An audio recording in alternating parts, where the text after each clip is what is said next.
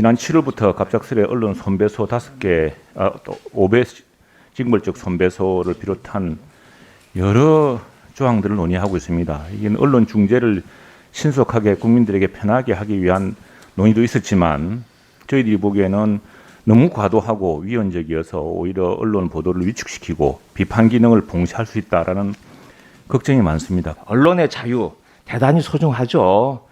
대단히 소중하지만 우리 헌법이 이미 언론의 자유를 보장하되 그 언론의 잘못된 보도로 인해서 생기는 우리 국민의 기본권에 대해서는 두 개를 다 같이 저울에 달아서 적절하게 평가하도록 우리 헌법이 이미 규정을 하고 있습니다.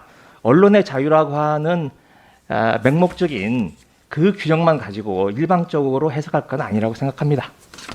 좀 정진아, 왜 수많은 정권과 언론의 부작용, 언론에 대한 피해의식이 없었겠습니까? 근데 왜 그러지 않았는지, 왜 다른 나라는 심지어 상당히 국익에 위험할 정도의 언론 보도까지도 그걸 용인했는지 좀 살피고 이해합시다.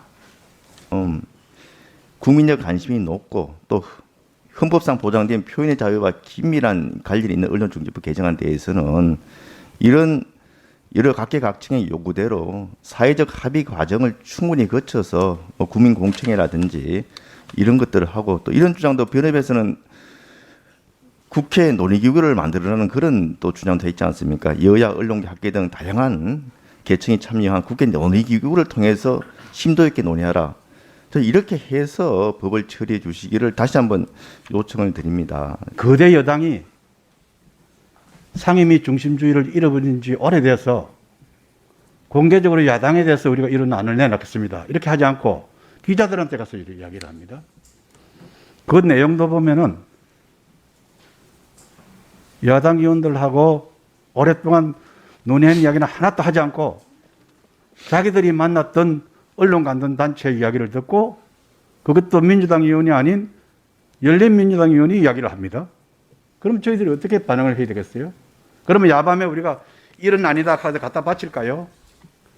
그렇게 국회를 운영하는 것에 대해서 반대합니다. 이 부분은 이 위원장님께서도 교정을 해 주셔야 돼요.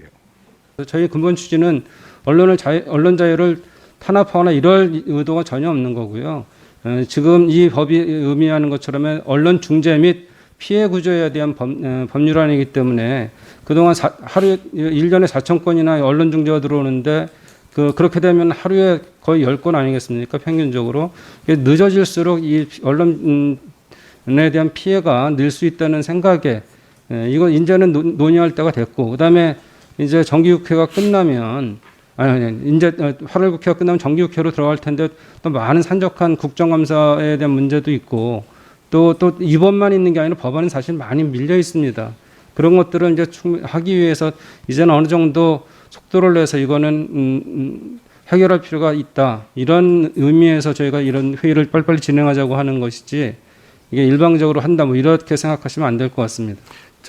언론관계 협회라든지 전문가 또 법률가 그리고 여야 또 시민단체 이 광범위한 사회적인 그런 대표성을 가지고 분들이 참여하는 협의체를 통해 가지고 주요한 쟁점들에 대해서는 제대로 논의해서 제대로 된 법안을 만들어서 통과시키자는 겁니다.